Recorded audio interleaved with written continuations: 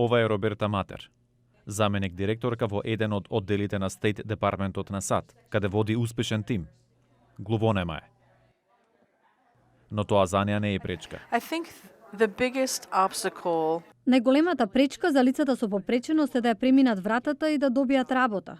Важно е да добијат можност да се докажат. Таа неодамна беше во Гласот на Америка, каде зборуваше за своите искуства како лице со попреченост и за предизвиците со кои се соочила. one of the challenges is the fear of the unknown. Еден од предизвиците е стравот од непознатото и од тоа што е различно. Тоа е природна реакција кај луѓето кога се сретнуваат со лица со попреченост. Свеста кон лицата со попреченост во САД е на високо ниво.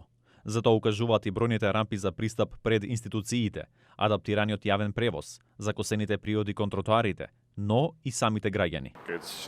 It's the same normal human being. Тие се нормални луѓе како и сите други. Сепак и натаму главната битка се води околу нивното вработување.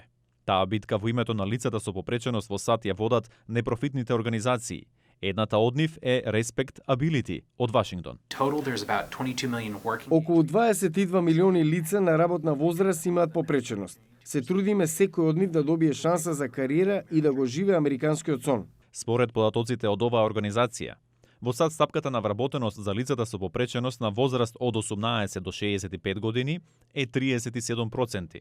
Ситуацијата почнала да се подобрува и само лани првпат имало 100.000 нови вработувања за овие лица. Паули нагласува дека тоа не е доволно и дека всушност општото намалување на невработеноста во земјата ги потикнало работодавците да бараат свежа работна сила и меѓу лицата со попреченост. Employers don't know where else to look for. Работодавците не знаат каде на друго место да побараат работници, па се свртеа кон нетрадиционални кандидати, како што се лицата со попреченост. Во прилог кон вработувањето на овие лица оди и законот од 1990 година, наречен Американци со попреченост.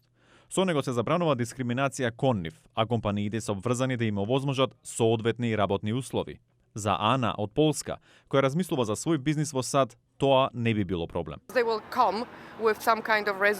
дојдат со искуството што го имаат и ќе ми кажат што можат да работат. Ако одговараат на позицијата, нема проблем да ја добијат работата. Зголемената потреба од човечка работна сила засега им оди во прилог на лицата со попреченост во САД. Останува надежта дека општеството ќе покаже похуман однос. It's not a disabled person, it's a person first, because we're all human first.